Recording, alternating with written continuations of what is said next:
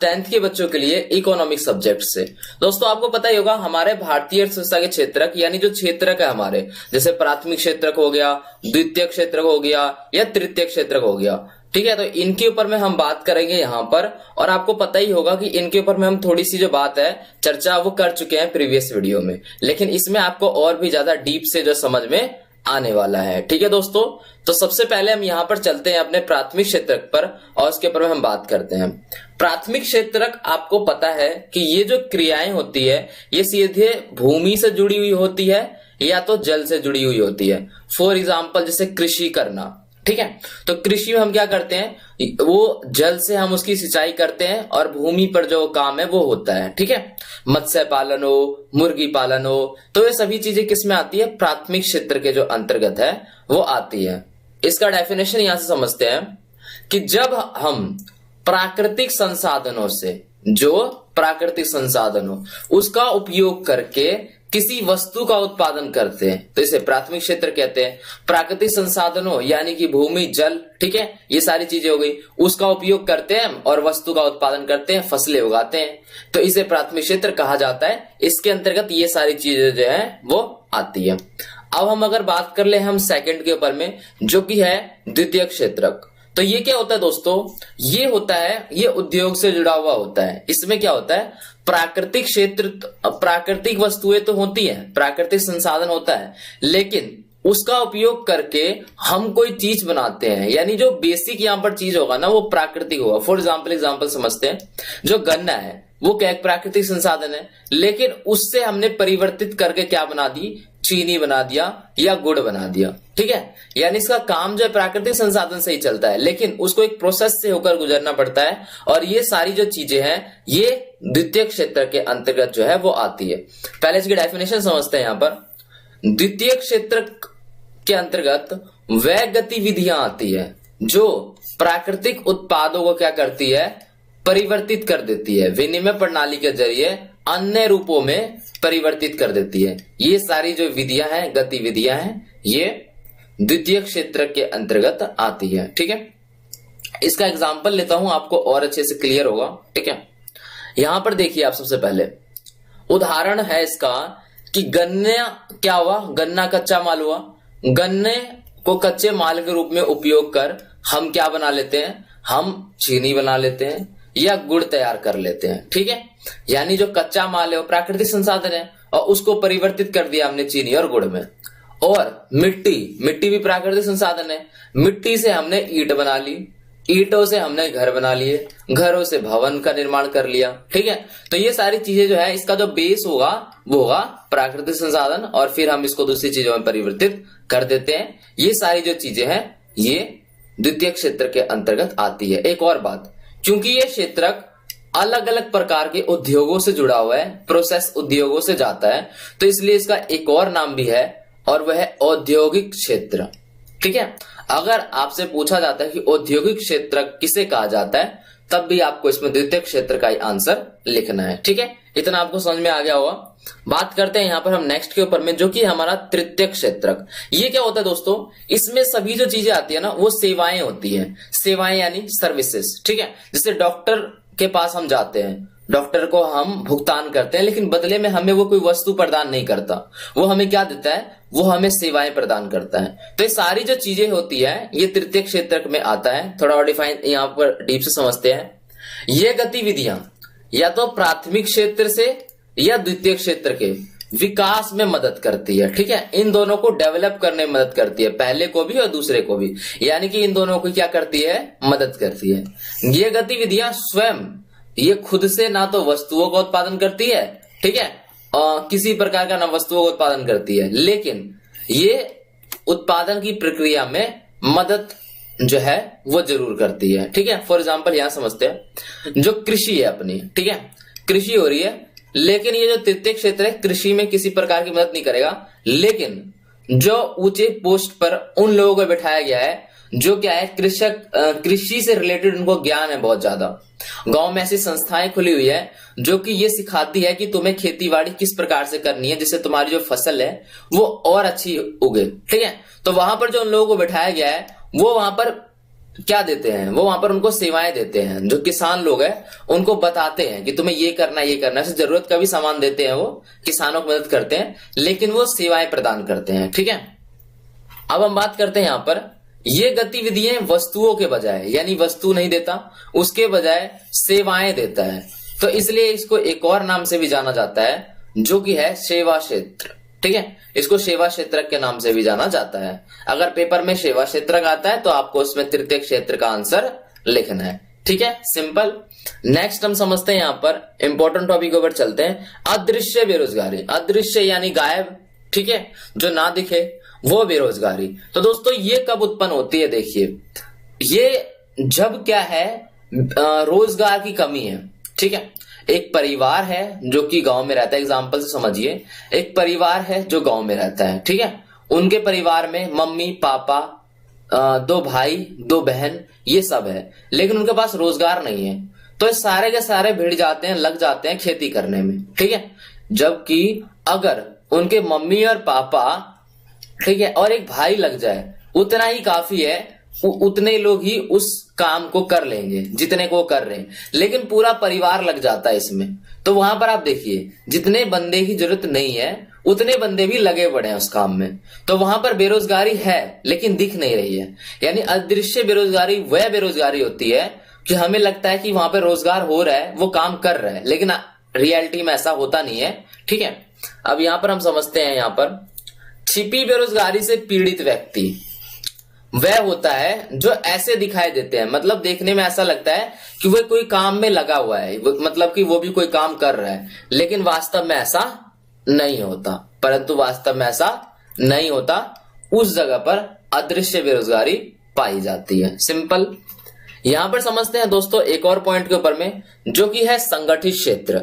तो ये आपको बहुत ही इंपॉर्टेंट है, आपको बहुत अच्छे से समझना है। एक है आपका संगठित क्षेत्र और एक है आपका असंगठित क्षेत्र। इसको समझिए। देखिए यहां पर क्या है दोस्तों, सबसे पहले क्या है, संगठित क्षेत्र को आप सरकारी क्षेत्र समझिए कि संगठित क्षेत्र क्या होता है, सरकारी क्षेत्र कहीं ना कहीं, और इसको आप यहां पर असंगठित क्षेत्र को प्राइवेट समझिए, फिर आपको यहां पर से और अच्छे समझ में आएगा।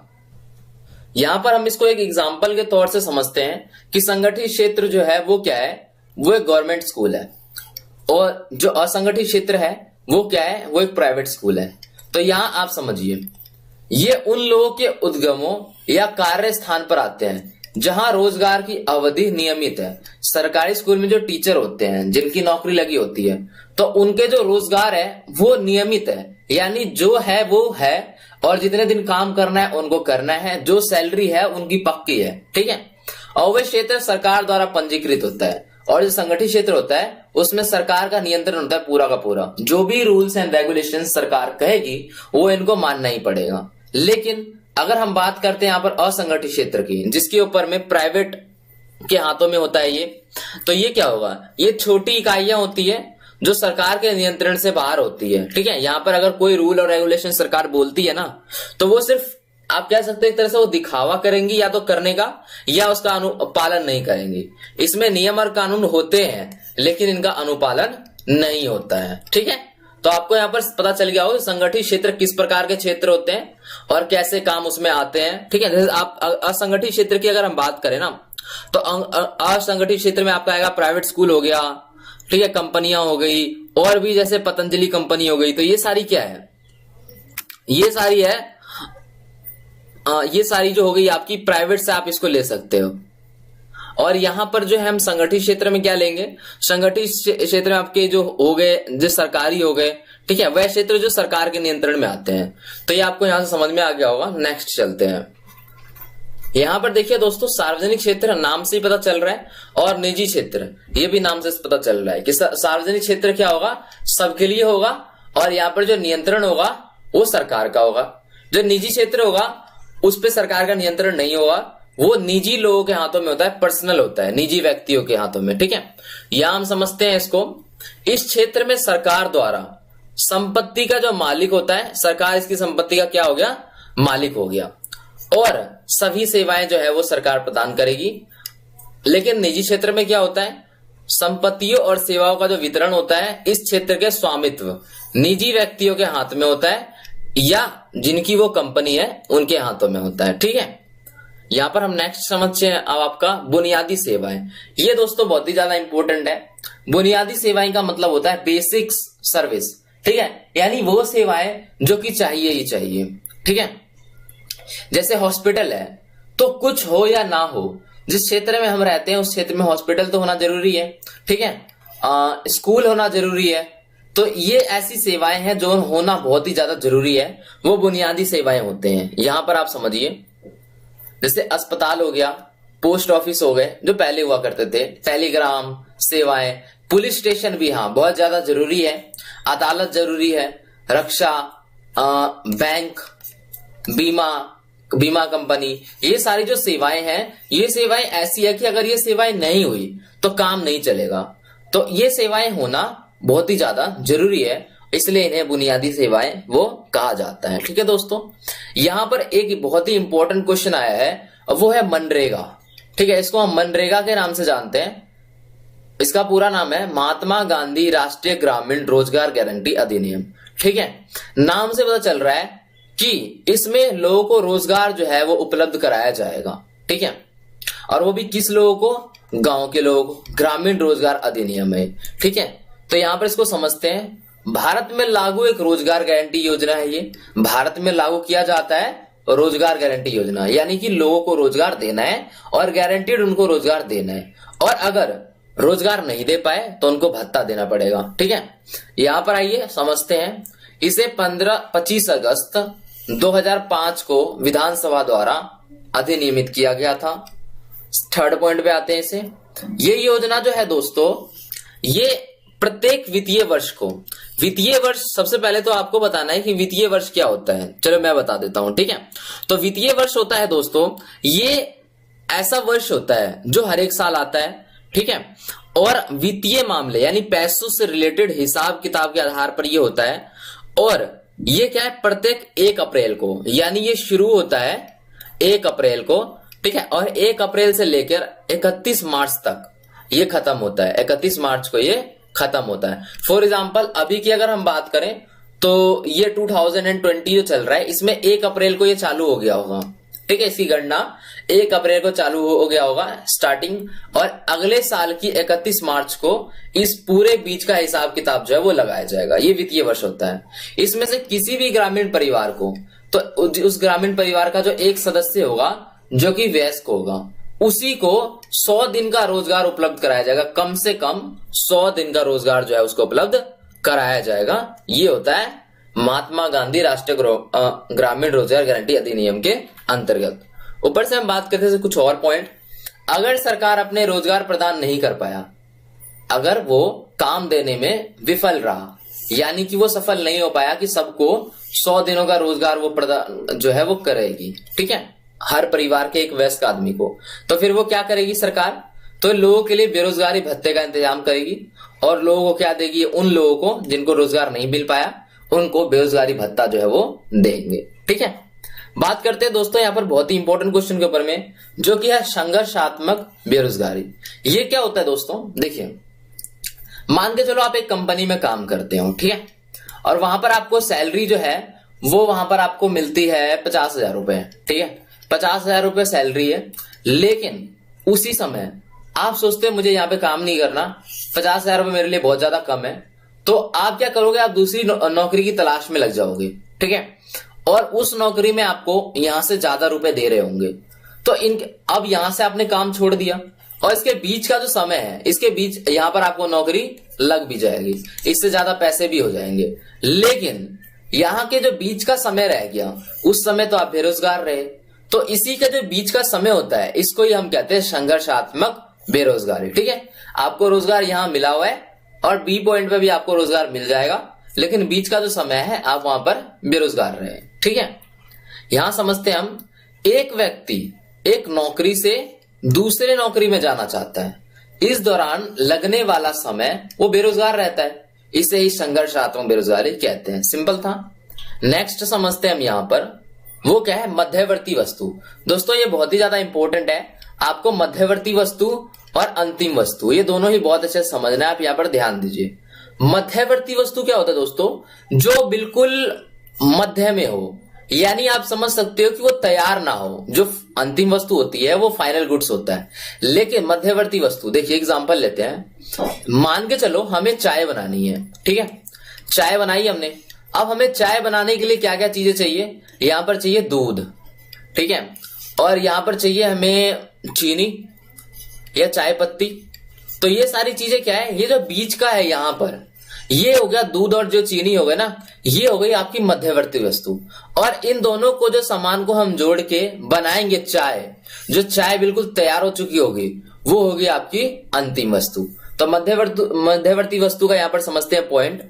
मध्यवर्ती वस्तुओं का उपभोग अन्य वस्तुओं के उत्पादन हेतु कच्चे माल के रूप में किया जाता है। इसका क्या मतलब है, मध्यवर्ती वस्तु जो होती है ना, उनका अन्य वस्तुओं के उत्पादन में उसका काम आता है। जैसे मध्यवर्ती वस्तु दूध हो गई, और बन क्या रहा है सामान, बन रहा है चाय, तो उसके बीच का क्या है, वो कच्चे माल के रूप में वो प्रयोग हो गई। दूध क्या है, कच्चे माल के रूप में प्रयोग हो गया, ठीक है।